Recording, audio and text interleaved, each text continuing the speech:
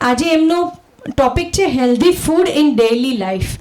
મેઘનાબેન એ આજના જમાનામાં બધાને ગમે એવો સરસ મજાનો ટોપિક લઈને આવ્યા છે, કારણ કે મેઘનાબેન પોતે ડાયટિશિયન છે.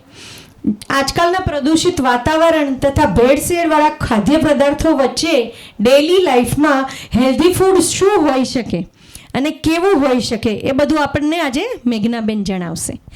વેલકમ મેઘનાબેન.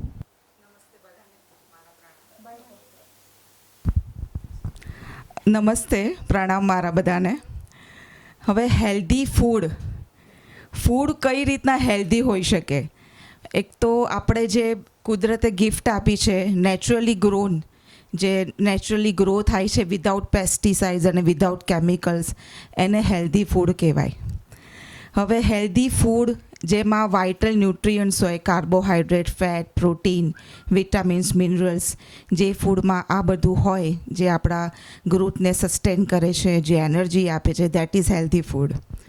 અને આ ફૂડ આપણે કઈ રીતના આરોગીએ છીએ. હવે હું ખુશ થઈને આરોગું છું તો that is healthy, right? Because મારા હોર્મોન્સ, મારા એન્ઝાઇમ્સ, અંદર બેક્ટેરિયા છે એ હેલ્ધી રીતે રેસિપ્રોકેટ કરે છે, અંદર એક્ટિવ થાય છે. હવે હું બહુ ડિપ્રેસ થઈને ફૂડ લઈશ તો દેટ ઇઝ અનહેલ્ધી. સો આપણે કઈ રીતના કયા વાતાવરણમાં ફૂડ લઈએ છીએ, લવ, કેર, પેશન સાથે ફૂડને આરોગીએ છીએ, અને એ જ કેર અને પેશન સાથે આપણે એને પ્રેઝ કરીએ છીએ. ઘરમાં બધી લગભગ તો આપણે સ્ત્રીઓ જ બધું કરતા હોઈએ છીએ. We are the pillar of the family. So બધાને એ રિક્વેસ્ટ છે, જેમ ઈલા મેમે કીધું કે સમ મી ટાઈમ, વૈશાલીબેને કીધું, માલતી મેમે કીધું કે હેલ્થ બાબત કોન્શિયસ રહેવું જોઈએ. તો સૌથી પહેલાં તો હું એ કહીશ કે આપણે બધા માટે બ્રેકફાસ્ટ કરીએ છીએ. વરને શું ભાવે છે, છોકરાને આ ભાવે છે, વોટ એબાઉટ અસ? આપણને શું ભાવે છે? તો પ્લીઝ આપણને જે ભાવે છે એ આપણે આરોગવું જરૂરી છે. સૌથી પહેલાં ખાવું અને પછી બધાને પરોસવું. બિકોઝ આપણી હેલ્થ સારી હશે તો આપણે આપણા ફેમિલીને સાચવી શકશું. અને જેમાં લો ફેટ કન્ટેન્ટ હોય, લો સોડિયમ હોય એવા ફૂડ આપણે લેવા જોઈએ. કુદરતે બહુ સરસ કઠોળ આપ્યા છે, ફ્રેશ ફ્રૂટ્સ, વેજીટેબલ્સ અને અનાજ. એમાં મિલેટ્સ હવે આવે. આપણે last year millets of the year 2023ને બિરુદ આપવામાં આવ્યું છે. ખીચડીને રાષ્ટ્રીય એવોર્ડ મળ્યો છે. સો આ બધા હેલ્ધી ફૂડ છે. હવે આ આપણી જનરેશન હવે જે આવી છે એને આપણે આને સજાગ કરવાની જરૂર છે કે this are the healthy foods. See, pizza, pasta, macaroni, અડધું તો મને પણ બહુ નથી ખબર, but they are not the food to consume. Once in a while it's okay, પણ મેં ઘણા બધા પાસે સાંભળ્યું છે કે મને સમય નથી, મારી પાસે ટાઈમ નથી, સો મેં મેગી કરી લીધી, મેં પાસ્તા કરી લીધા. Not good, not acceptable. જેમ આણે કીધું મી ટાઈમ કાઢો, એમ સમય કાઢો for the healthiness of you and your family. એટલે આ જો હશે આપણા ફેમિલીમાં કે હું જ પોતે સરસ બનાવું, બહારના પેકેટના નોર સૂપ નથી લેવાના, દેટ ઇઝ અનહેલ્ધી. આપણે ઘરે જ બધા સરસ શાકભાજી મળે છે, સહેજ 5 મિનિટ ગરમ પાણીમાં પલાળી એને બાફો કરો, સૂપ બનાવો, મુઠિયા બનાવો, પરાઠા બનાવો, જે પણ તમને ભાવે છે, પુડલા કરો, પણ ઘરે બનાવો. બહારના બધાને ફૂડ ગમે જ છે, પણ વન્સ ઇન અ વાઇલ લો તમે. એમાં પણ ચોઈસ હોય છે. પીઝાને પાસ્તાને એવું બધું ખાવાની જરૂર નહીં જેમાં ફેટ કન્ટેન્ટ હોય વધારે. કારણ કે જેવું શુગર અને ફેટ કન્ટેન્ટ બોડીમાં જાય છે એમાં નેગેટિવ હોર્મોન્સ વધારે થઈ જાય છે એક્ટિવેટ, અને person feel laziness, person feel depressive, anxiety, fatigue, આ બધું સિમ્પટમ્સ આવે છે. સો બધાને રિક્વેસ્ટ છે કે હેલ્ધી ફૂડ ખાવું.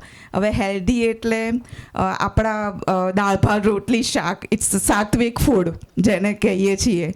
હવે એક બીજું એ કે માઇન્ડ સેટ કરવાની જરૂર છે અહીંયા બધાને. બધાએ બહુ સરસ અભિવ્યક્તિ આપી અત્યાર સુધીમાં, પણ આ બધા માટે વન નીડ માઇન્ડ સેટ. હવે હું અત્યારના જ કરું છું માઇન્ડસેટ કે હું આ ઘરે જઈને આ બનાવીશ અને આ ખાઈશ. એટલે પહેલું માઇન્ડસેટ કરવાની જરૂર છે.